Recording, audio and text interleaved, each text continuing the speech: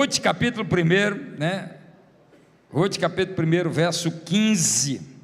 Disse Noemi: eis que tua cunhada voltou ao seu povo e aos seus deuses, também tu volta após a tua cunhada.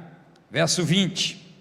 Porém ela lhes dizia: não me chameis Noemi, chamai-me amarga, chamai-me Mara, porque grande amargura me tem dado o Todo-Poderoso. Verso 21.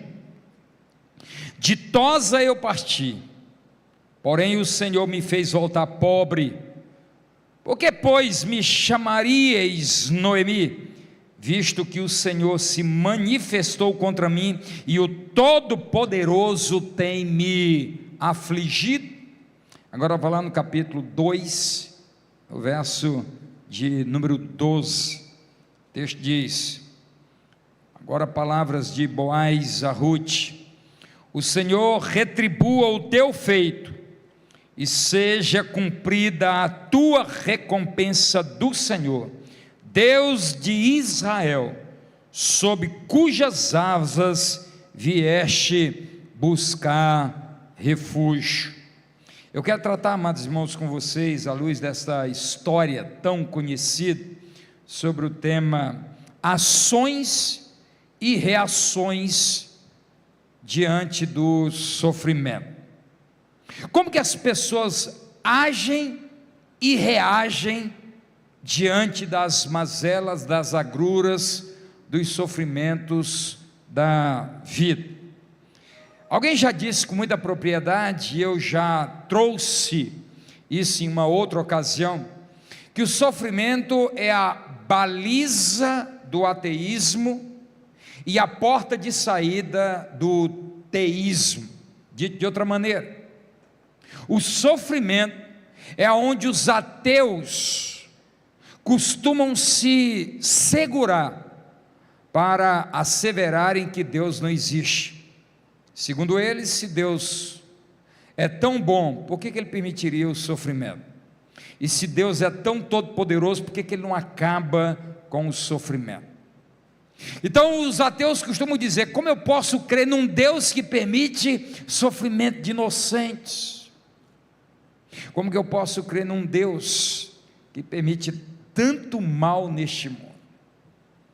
Mas também é a porta de saída para o teísmo, ou ainda, aqueles que dizem acreditar em Deus, quando são visitados pelo sofrimento, costumam abandonar a fé, apostatarem da fé, abandonarem a igreja, deixarem a Bíblia, deixarem a devoção. Tem um autor best-seller no Brasil, ele é americano e é o maior conhecedor de grego bíblico do planeta, um pastor batista da convenção batista, da maior convenção batista dos Estados Unidos, a da Carolina do Sul. Bart Ehrman, num dos seus livros, ele escreve literalmente: eu me desconverti, porque Bart Ehrman não conseguiu conviver com o sofrimento, ele não conseguiu conviver com a realidade do sofrimento e um Deus todo-poderoso e bondoso que não acaba com o sofrimento.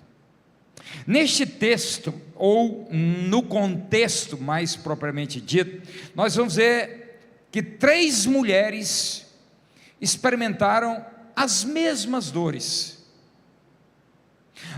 Todas as 3 foram visitadas pelo luto.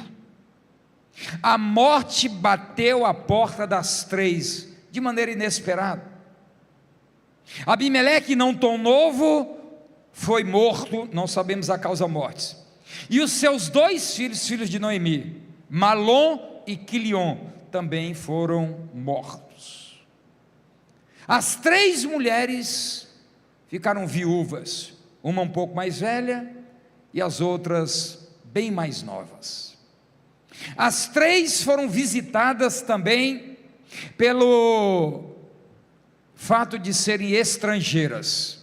Noemi, quando vai para Moabe, se torna uma estrangeira, e quando Orfa e Ruth vêm para Belém, agora elas se tornam estrangeiras, sem pátria, sem amigos, sem ninguém, uma língua distinta, diferente.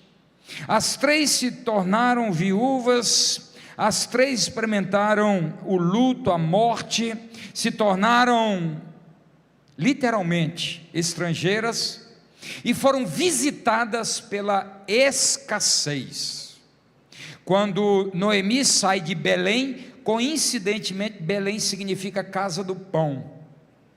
Então, quando faltou pão na casa do pão, Noemi pensou que poderia encontrar pão numa terra de inimigos de Deus.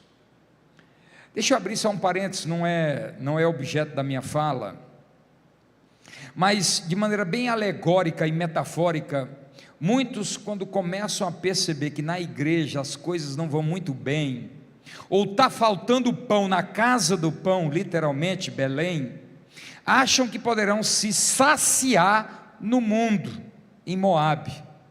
Mas quando alguém sai da terra do pão e vai para Moabe, as coisas não melhoram, as coisas pioram. Lá elas perderam os maridos, o sofrimento foi potencializado, e lá também faltou o que elas imaginavam que iriam acontecer com elas, ou experimentar aquilo que elas imaginavam que iria acontecer com elas. Não vale a pena sair da casa do pão e ir para Moabe. Fecha parênteses. Três semelhanças de dor: o luto, estrangeiras e a escassez. Mas as três mulheres vão agir e reagir de maneira absolutamente distinta ao sofrimento. E eu quero dizer para você nessa noite que dificilmente vai haver um quarto grupo, porque nós vamos nos encaixar na maneira como Ruth enfrenta o seu sofrimento, que é igual ao de Noemi e que é igual a de Orfa. Como que Orfa enfrenta o mesmo sofrimento e como que Noemi enfrenta os mesmos sofrimentos. Como essas mulheres agem e reagem ao sofrimento. Essas três mulheres, entendo, traduzem como nós podemos também agir e reagir diante do sofrimento. O que eu quero dizer é que as dores são muito semelhantes. Alguém já disse com muita propriedade que a minha dor é a minha dor. A despeito de ser em sofrimento, nós é que sentimos a dor. Geralmente alguém diz assim: eu sei o que você está sentindo. Não, as dores podem ser semelhantes, mas a dor é minha. A dor é minha. Mas as dores são muito semelhantes: a viuvez, a escassez, e são estrangeiras. Como que essas mulheres agem e reagem ao sofrimento? Eu quero olhar primeiramente como que Noemi vai agir e reagir ao sofrimento. E eu queria que você prestasse atenção se de fato Noemi não traduz algumas das nossas ações e reações diante do sofrimento. A primeira coisa que a Ruth, como ela age e reage, é que ela se torna uma pessoa extremamente amarga. Não me chame mais Noemi, me chame agora amarga. Algumas pessoas diante do sofrimento se tornam azedas, amargas, intoleráveis. É assim que Noemi reage ao sofrimento, quando perde o marido, quando lhe falta pão e quando ela é estrangeira. Não me chamem mais Noemi, eu não sou ditosa, eu sou amarga. Eu conheço pessoas que diante do sofrimento, talvez às vezes até mais potencializado do que este, não se tornaram amargas, mas Noemi se torna extremamente amarga. Diz o texto: de agora em diante me chamem Mara, me chamem amarga. E eu não tenho dúvida nenhuma de que a semelhança de Noemi, alguns têm reagido ao sofrimento de maneira amarga, têm se tornado azedas, abandonando a igreja, não querendo visita de irmãos, não querendo visita de pastor, não querendo mais nada com a igreja local. Mas nos versos 1, 13, 20 e 21, nesses 3 textos, dê uma olhada aí no verso 1, no 13, no 20 e no 21. O que tem em comum nos versos 1, 13, 20 e 21? É que a Noemi, ela vai culpar Deus pelo seu infortúnio. É Deus quem descarregou a sua ira sobre mim, é Deus que descarregou o infortúnio sobre mim, Deus está contra mim. Pessoas, quando passam por sofrimentos, costumam culpar ao Senhor. De maneira muito clara, Noemi vai fazer isso. No verso 13, dê uma espiada do capítulo 1. Esperá-lo-eis, ieis até que viessem a ser grandes, diz ela agora, às suas noras. Eu vou esperar, ainda que eu tivesse filhos, eu iria esperá-los crescer. Abstevos-ias de tomardes marido? Não, filhas minhas, por vossa causa, a mim me amarga o teu Senhor descarregado sobre mim a sua mão. Deus derramou sobre mim a sua mão pesada está sobre mim. No verso 13 não é diferente, no verso de número 20 não é diferente. Ela diz: chamai-me Mara, porque com grande amargura me tem dado o Todo-Poderoso. No verso 21, de Tosa eu parti, porém o Senhor me fez voltar pobre, porque pois me chamaria Noemi, visto que o Senhor se manifestou contra mim, e o Todo-Poderoso me tem afligido. A pessoa, quando se torna amarga, azeda por causa do sofrimento, ela descarrega para Deus toda a sua amargura, todo o seu azedume da alma, culpando a Deus pelos infortúnios. Ela não diz assim: não, peraí, quem foi que mandou você sair de Belém e ir para Moabe? A autorresponsabilidade não existe aqui com Dona Noemi. Aliás, este é um problema que muitas vezes nos visita. Nós lançamos as culpas das nossas próprias decisões, algumas impensadas. Agora ela não é só amarga, ela agora culpa Deus. É possível que você conheça gente que está culpando Deus, porque o marido a abandonou, porque o luto chegou, porque perdeu o emprego, porque a doença chegou, porque o diagnóstico é terrível. Mas há uma terceira coisa que você vai ver agora Noemi fazendo. Ela vai agora literalmente isolar-se e silenciar-se, mesmo diante de uma das mais lindas declarações de amor, que inclusive os noivos tomam emprestada a declaração de Ruth acerca da sua sogra, do verso 1 e 12, no verso 11 e 12, você vai ver agora. Porém Noemi diz: voltem, minhas filhas, vão embora, tornem para suas casas, vão para os seus deuses, voltem para os seus deuses, achem o marido na terra de vocês. Aí vem o verso 16 e 17, diz porém Ruth: não me instes para que te deixes e me obrigue a não seguir-te, porque aonde quer que fores, irei eu, e onde quer que me pousares, ali pousarei eu. O teu povo é o meu povo, o teu Deus é o meu Deus. Onde quer que morreres, morrerei eu, e eu aí serei sepultada. Faça-me o Senhor o que bem lhe aprouver, se outra coisa que não seja a morte me separar de ti. Meu Deus. Uma nora falando isso para uma velha amarga, azeda, culpando Deus. Mas mesmo diante de uma declaração tão linda, você vai ver agora Noemi calada. Ela se silencia, ela se isola. Algumas pessoas, quando são visitadas pelo sofrimento, têm essa inclinação de se isolarem, de silenciarem-se. E por mais lindas e maravilhosas que sejam as palavras, não alcançam os seus corações.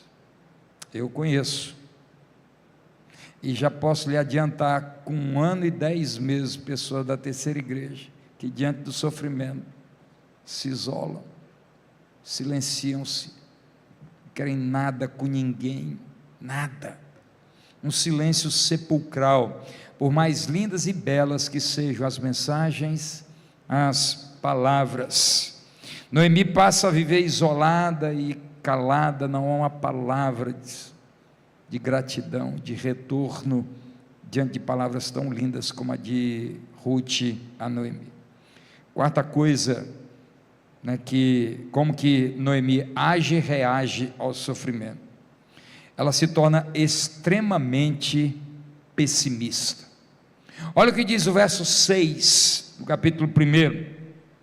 Então se dispôs ela com as suas noras e voltou da terra de Moabe, porquanto nesta ouviu que o Senhor se lembrara do seu povo, dando-lhe pão. Ela está em Moabe e ouve um burburinho, olha, voltou a ter pão na casa do pão, voltou a ter pão na casa do pão. Ela começa a ouvir que Deus está movendo algo na terra que ela abandonou, que deixou, que virou as costas. No verso 22 é dito assim: assim voltou Noemi da terra de Moabe com Ruth sua nora a Moabita, e chegaram a Belém no princípio da cega da cevada, no auge, no apogeu da colheita. Mas mesmo assim, você vai ver uma Noemi pouco otimista, ainda que os sinais tenham mudado, ainda que o cenário tenha mudado, ainda que Deus esteja mostrando a olho nu que as coisas estão mudando. Quando eu olho para Noemi e a sua maneira de agir e reagir, eu não posso deixar de convidar você a pensar acerca de você mesmo, se algumas vezes, ou talvez agora, e até você que nos ouve ou vai ouvir, será que muitas vezes nós não estamos agindo diante do sofrimento, reagindo e agindo como Noemi, de maneira amarga, culpando Deus, se isolando, se silenciando, o pessimismo tomando conta de nós, ainda que estejamos vendo sinais claros da bênção de Deus, mudando cenários? Mas eu queria que você olhasse agora como é que Orfa vai agir e reagir ao sofrimento. Como é que a outra nora de Noemi vai agora reagir ao sofrimento?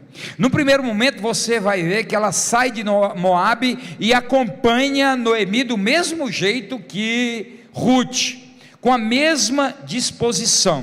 Mas você vai ver no verso de número 15, que Noemi vai dar um conselho para ela. Olha se isso é conselho de crente. Olha o conselho que um crente dá agora no verso de número 15.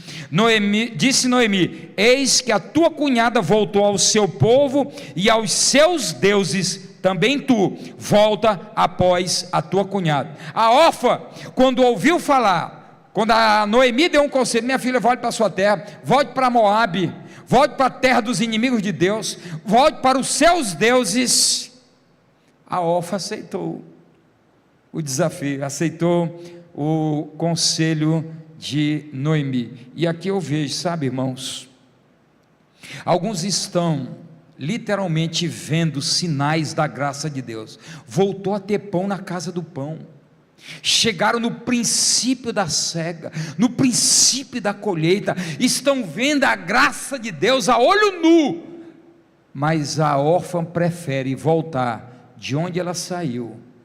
Ela prefere voltar para os seus deuses, ela prefere voltar para a terra dos inimigos de Deus, a experimentar algo novo na sua vida. A órfã, ela tipifica algumas pessoas que diante do sofrimento não conseguem enxergar Deus fazendo coisas extraordinárias, estão voltando para os seus deuses, estão voltando para onde o Senhor as tirou ou atirou, mesmo por meio do sofrimento. Sabe o que é isso? É cuspir na graça, é rejeitar a graça de Deus. Orfa literalmente rejeita o favor de Deus, rejeita a graça de Deus.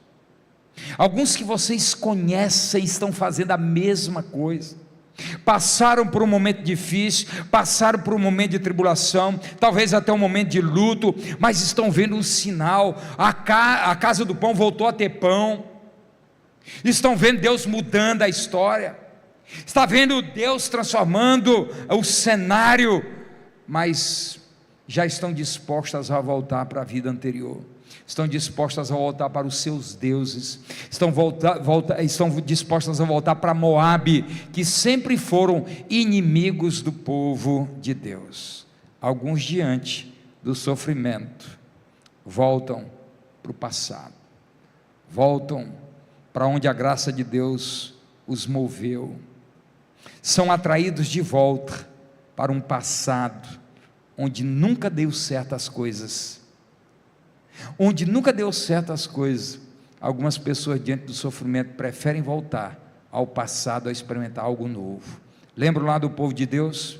Ah, que saudade do Egito, ah, que saudade dos pimentões, ah, que saudade dos alhos, ah, que saudade das cebolas.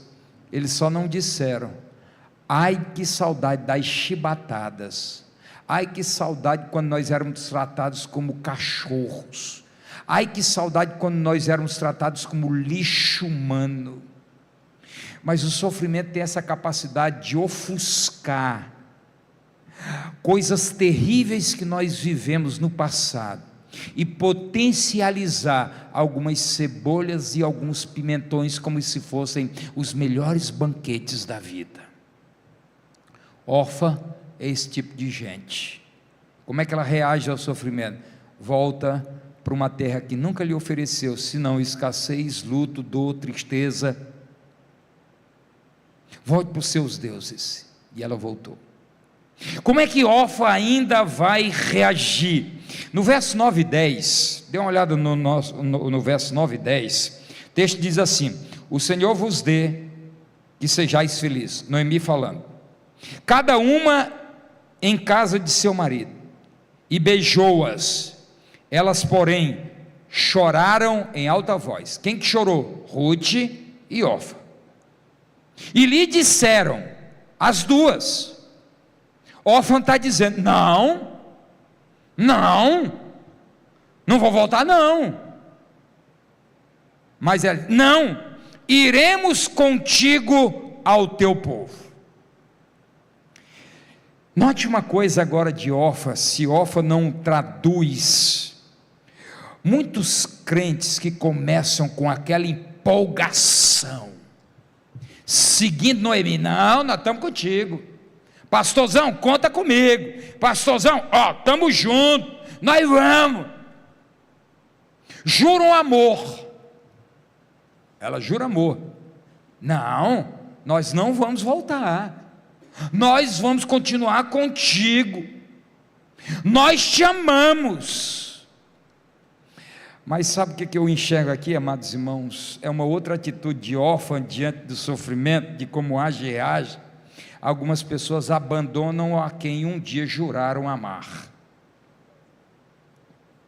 O que órfã faz? Ela vai literalmente agora abandonar a quem um dia ela disse que nunca deixaria. Ela agora vai abandonar aquela que ela derramou lágrimas por ela. Se você vai ver agora, é órfã literalmente abandonando quem um dia ela jurou amar. Órfã vira as costas para quem chorou e um dia disse: eu te amo. Depois que a gente chega aos 60, a gente fica um pouco couro mais duro, né? E os tapinhas nas costas, os beijos já não são tão encantadores como é no início de um ministério. Mas de pessoas que juram amor e com pouco tempo, porque são contraditadas ou não aceitam o contraditório ou serem confrontadas, fazem como órfã, viram as costas. Alguns que foram tratados nas nossas casas como filhos, diante do sofrimento, viram as costas para nunca mais voltar, como é o caso de Orfa. E ela jurou amar: não, eu nunca vou te deixar. Mas na primeira oportunidade vira as costas, vai embora para nunca mais voltar. Alguns estão agindo assim, alguns estão reagindo assim. Mas olha uma terceira maneira que a órfã vai reagir ao sofrimento. Aonde que ela foi infeliz? Em Moabe. O que ela encontrou em Moabe? A viuvez. O que ela encontrou em Moabe? A morte, o luto, a falta de pão, a expectação de dias melhores. E agora, ironicamente, paradoxalmente, a órfã vai buscar ser feliz aonde ela nunca foi feliz. Olha que doideira. Como é que algumas pessoas reagem e agem ao sofrimento? Lembra de Pedro que eu preguei semana passada? Esqueceu da ressurreição, e agora, diante da tristeza, da melancolia, da ausência de Cristo, esqueceu-se da promessa da ressurreição, esqueceu-se que o Senhor diz: vai lá, Pedro, Marcos 16, 7, vai lá, Pedro, para Galiléia, porque eu vou me encontrar com vocês. Esqueceu-se, e aí quando ele chega no mar de Tiberíades, a primeira coisa que Pedro diz é: vou pescar. E os outros 6 dizem: nós vamos contigo também. Voltam para um lugar onde Deus um dia os tirou. E o que eles acumulam nessa volta? O que vocês pegaram? Nada. O que vocês têm para comer? Nada. Estão aquentados? Não, estamos com frio. O que eles experimentaram voltando para o mar de Tiberíades? Fracasso, fracasso e frieza. Agora nós estamos vendo uma órfã querendo voltar para um lugar onde ela nunca foi feliz. Dá para você acreditar que tem crente que sai da igreja imaginando que vai voltar a ser feliz no mundo, de onde um dia o Senhor tirou? Dá para você imaginar que um crente vai ser feliz saindo da igreja e voltando para um outro lugar onde um dia o Senhor os tirou? Esse é o caso de órfã. E o que é que faz isso? O sofrimento, as contrariedades da vida, as perdas da vida. Perdeu o status disso, diminuiu o salário disso, o irmão não quer mais isso, vou voltar. É assim que alguns agem e reagem ao sofrimento. A órfã vai tentar ser feliz onde ela nunca foi feliz. A órfã cai na incoerência de achar que pode ser feliz onde ela nunca foi feliz, onde ela colecionou morte, viuvez, escassez, solidão. Mas eu quero que você olhe ainda que órfã vai voltar a uma vida de passado, coisa que Ruth vai rejeitar, vai rechaçar. E quando Ruth diz assim: minha filha, volta para os teus deuses, volta para o teu passado, volta para a tua terra, ela não se aguenta. Ela não se aguenta. Só um outro parênteses aqui, segundo parênteses já,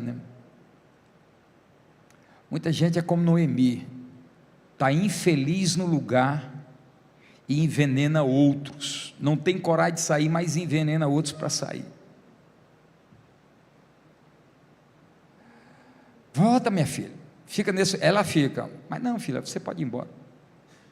E o pior é que órfã aceita e se perde na história, e não é abraçada pela graça de Deus. Órfã volta para o passado.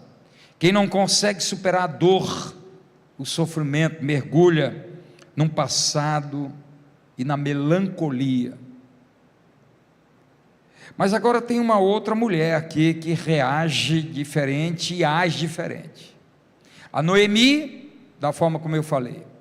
A órfã, da forma como eu falei. Agora vamos ver como é que Ruth, lembrem-se, as dores são as mesmas. viuvez, escassez, e as três se tornam estrangeiras. Terra estranha, povo estranho, língua estranha, ninguém conhecido. As três, as dores são as mesmas, as reações tão diferentes. Vamos ver agora como é que Ruth reage, para a gente marchar para a conclusão. Como que a Ruth reage ao sofrimento? Primeira delas, no capítulo 2, verso 12, é Boaz quem vai dizer: minha filha, você veio para o lugar certo. Diante da tua viuvez, diante do sofrimento, diante da escassez e em terra estranha, você fez a coisa certa. Como é que está no verso 2 do capítulo 12? Aliás, capítulo 2 do verso 12, você veio buscar abrigo aonde? Nas asas do Altíssimo. Aqui está, amados irmãos, o que nós devemos fazer diante de qualquer que seja o nível de nosso sofrimento: buscar abrigo nas asas do Altíssimo, buscar abrigo no Senhor, porque só Ele pode cuidar de nós, só Ele pode nos abrigar em tempos de escassez, só Ele pode nos abrigar diante da solidão, só Ele pode nos abrigar diante das perdas, só Ele pode nos abrigar diante do isolamento, só Ele pode dar esperança onde não tem mais esperança. Você veio para o lugar certo, Ruth, você veio buscar abrigo nas asas do Altíssimo. Louvado seja o nome do Senhor, porque alguns estão ouvindo, e eu profetizo isso em nome de Jesus, alguns estão ouvindo que voltou a ter pão na casa do pão, na terceira igreja batista. Alguns estão ouvindo um sussurro: voltou a ter pão na casa do pão. E alguns estão voltando e os sinais estão claros, e alguns estão voltando, e alguns vão ficar, e alguns serão transformados, e alguns terão um futuro mudado e a vida mudada aqui neste lugar, em nome de Jesus. Ruth veio buscar abrigo nas asas do Altíssimo. Quando começa a haver sinais de que há pão na casa do pão, as pessoas começam a voltar. E o que é o pão senão Jesus Cristo? Foi o próprio Senhor Jesus que disse: eu sou o pão que desceu do céu. O que é o pão, o que é o alimento, senão a palavra do Senhor? Como diz lá em Jeremias, que eu, pegando a palavra do Senhor, comi, e era doce como mel. A palavra de Deus é o que nos alimenta.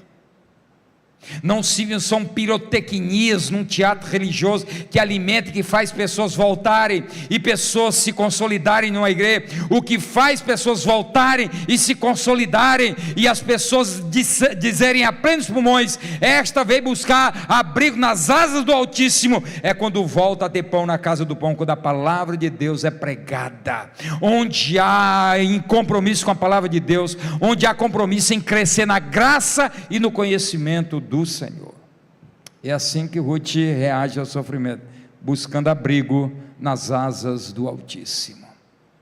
E este é um símbolo do nosso Deus, um Deus que nos abriga como uma galinha coloca os seus pintinhos debaixo das asas.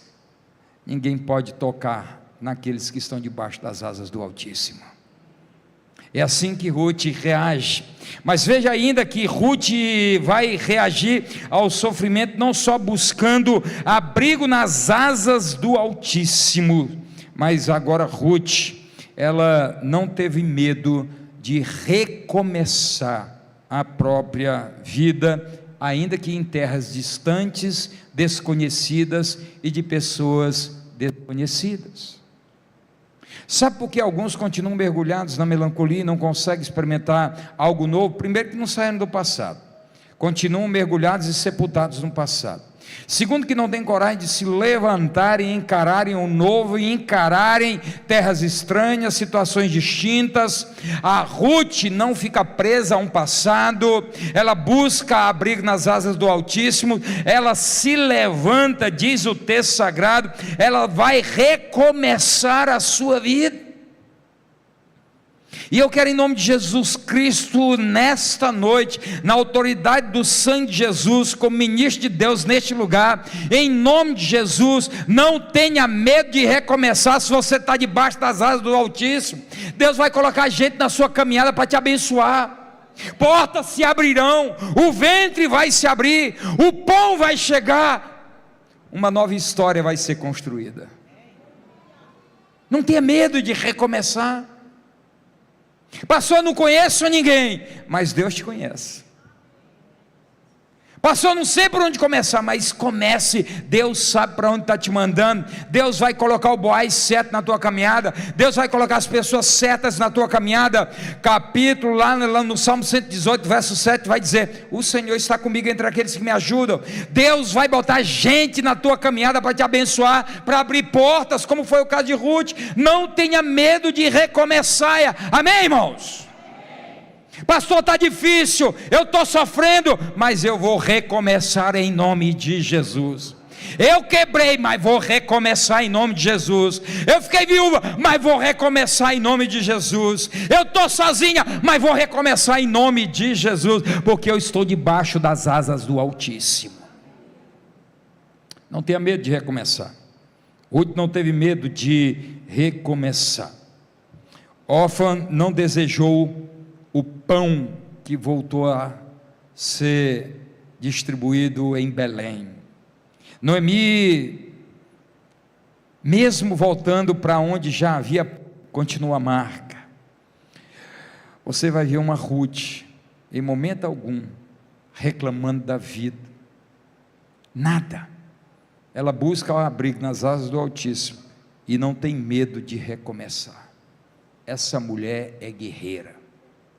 Mas há uma terceira coisa que eu quero que você veja, que a Ruth, ela vai construir novos relacionamentos, que estes relacionamentos novos vão ser pontes que vão conduzi-la para o centro da vontade de Deus. Primeiro ela começa a se relacionar com aqueles outros que iam, tirar o que ficava na beira da seara. Como dizia a lei, que os fazendeiros precisariam deixar nas arestas das suas fazendas algo que não poderia ser recolhido, porque era para abençoar os pobres e os estrangeiros, entre os quais Ruth certamente. E aí, à medida que ela vai para estas eiras, ela começa a se relacionar com pessoas que ela nunca conheceu na vida. Ela é estrangeira.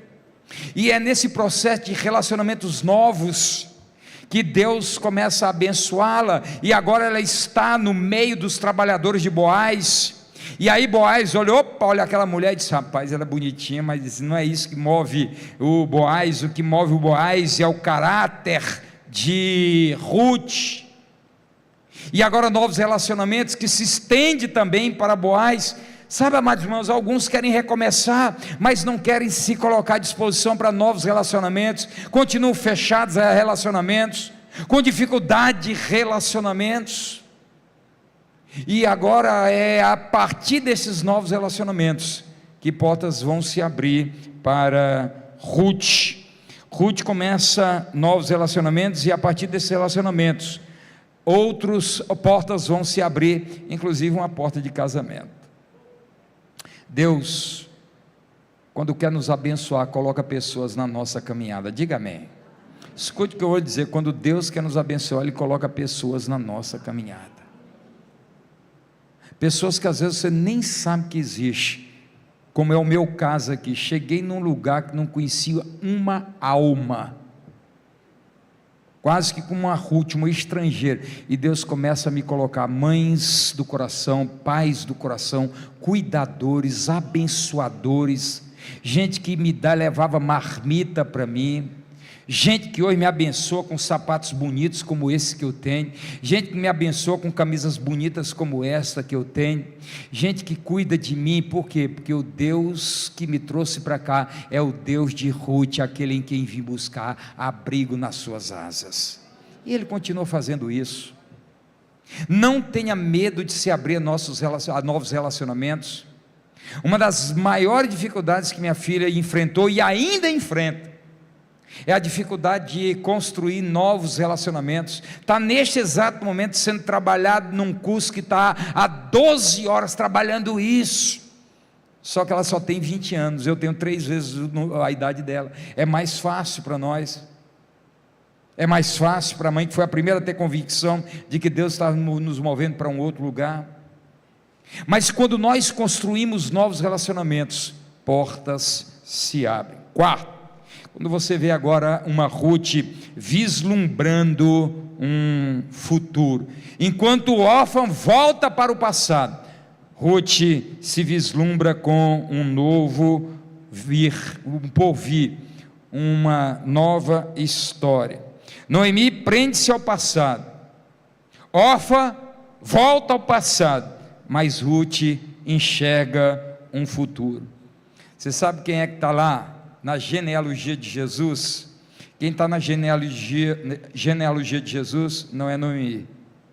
Quem está na genealogia de Jesus não é Orfa. Quem está na genealogia de Jesus é uma moabita chamada Ruth, porque quando Deus entra na nossa história é para transformá-la para sempre. Só Jesus pode mudar a nossa história.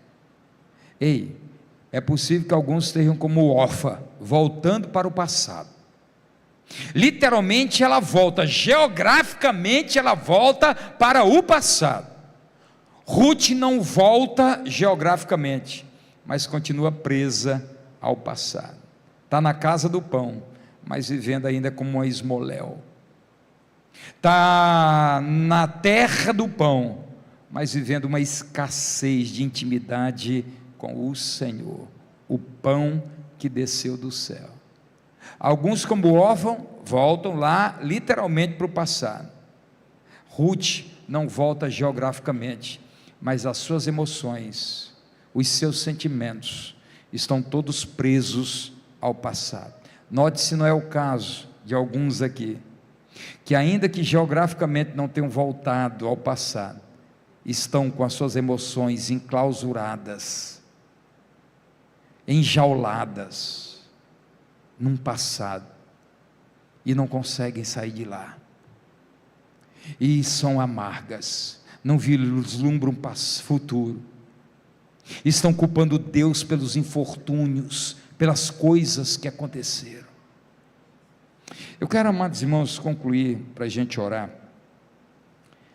Como eu disse no início, o sofrimento pode ser a justificativa para alguns abandonarem Deus, e pode ser também a fuga,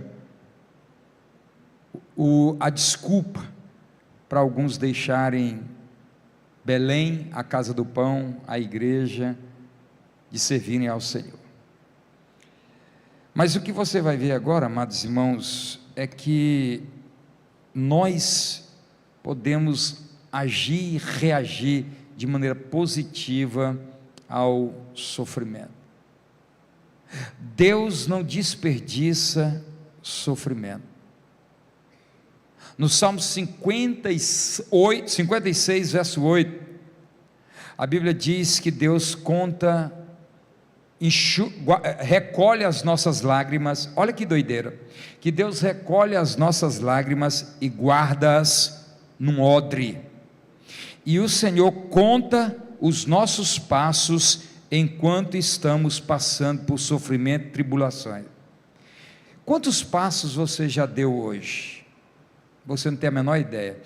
Quer ver uma coisa? Você não tem a menor ideia de quantos passos você deu da escada para onde você está sentado. Você não sabe quantos passos você deu. Mas a Bíblia diz que enquanto nós estamos sofrendo, não importa se é 1 ano, 2 anos, 3 anos, 20 anos, diz o texto sagrado, que Deus sabe até os nossos passos que nós demos enquanto estamos sofrendo. Sabe para quê? Sabe para que essa palavra? Para dizer que nós não estamos sozinhos na caminhada do sofrimento. Nós temos um Jesus que caminha conosco. Ele sabe cada passo que você está dando neste sofrimento. E ei, guarde isso também. Ele está recolhendo as suas lágrimas e guardando num odre. E alguém pode estar perguntando: para que Deus quer guardar as minhas lágrimas num recipiente de couro? É para num dia aqui ou na eternidade, dizer: meu filho, cada lágrima que você derramou tinha um propósito, nenhuma lágrima foi desperdiçada, eu as recolhi todas, porque você é demais precioso para mim. Deus está nesta noite recolhendo lágrimas. Deus nesta noite declara que até os passos que você está dando enquanto você está sofrendo, Deus está contando. Deus está contando. Ele não deixa que nenhum fio da cabeça dos teus cabelos caia sem o consentimento dele. Deus está presente no funeral de qualquer pardal. Ora, se Deus está presente no funeral de um pardal, de um passarinho, olhe lá se ele não está cuidando de você. Não fique como Ruth, como a Noemi, não se torne uma pessoa amarga, não se torne uma pessoa azeda, não culpe ao Senhor.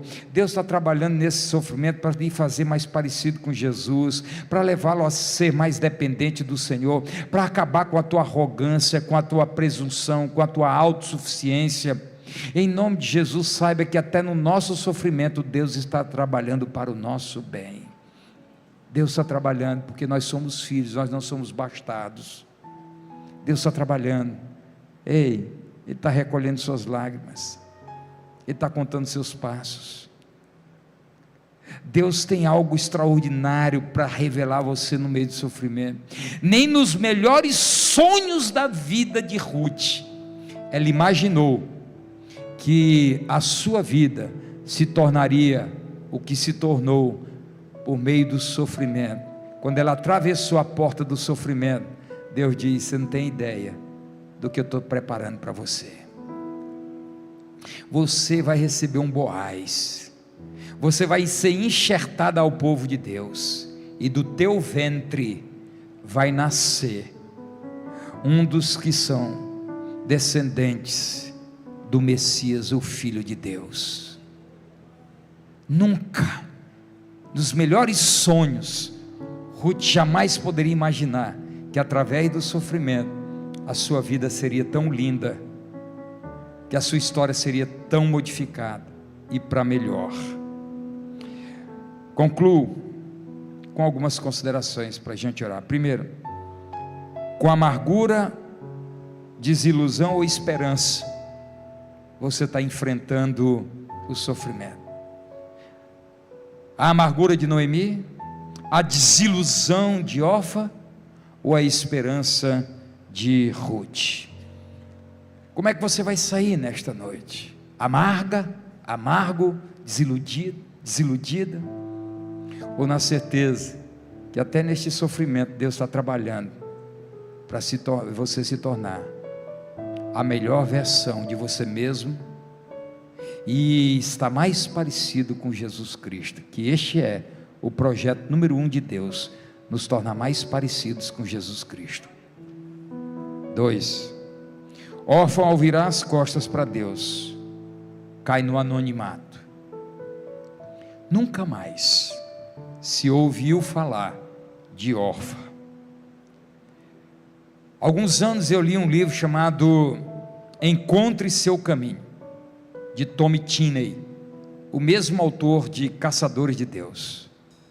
E neste livro Tommy Tenney diz que há uma tradição que Orfa, ao voltar para Moabe, se casou com um filisteu, e desta relação nasceu Golias, aquele com quem Jesus iria lutar e destruir. Enquanto Ruth empresta o seu ventre para a genealogia de Jesus, Orfa empresta o seu ventre para inimigos de Deus. Quando eu olho, amados irmãos, o nome de Orfa, eu posso entender a atitude daquela mulher. Sabe o que significa Orfa? Teimosa. Uma mulher chamada teimosia. Num primeiro momento diz que ama, e com tanta facilidade vira as costas. No momento diz amar, no outro se desapega com tanta facilidade. Ouve falar que Deus está fazendo coisas grandes em Belém, chega a pisar na terra, mas desacredita e volta para o passado. Caiu no anonimato, como no anonimato tantos que passaram por essa igreja, como no anonimato estão tantos que um dia tiveram tão perto da graça de Deus, tão perto de Belém, a casa do pão, tão perto de serem saciados e terem suas vidas mudadas. Órfã cai no anonimato, e se a tradição tiver certo, o máximo que ela fez foi gerar um inimigo de Deus. Concluo. Jesus, Ele é o nosso maior exemplo de como enfrentar o sofrimento. Não é Ruth o nosso melhor exemplo. O melhor exemplo é Jesus de Nazaré. Filipenses 2, 8, 9 diz assim: e achado na forma de homem, humilhou-se a si mesmo, sendo obediente até a morte, e morte de cruz. Por isso também Deus o exaltou soberanamente, e lhe deu um nome que é sobre todo o nome. Diante da obediência à morte de cruz, a mais crudelíssima de todas as mortes, Jesus se manteve obediente até a morte de cruz. E aí diz o texto: por isso Deus o exaltou sobremaneira, lhe dando um nome que está posto sobre todo nome. Os que se mantêm fiéis em dias de sofrimento, é só aguardar, porque bem ali está o dia da exaltação. Louvado seja o nome do Senhor.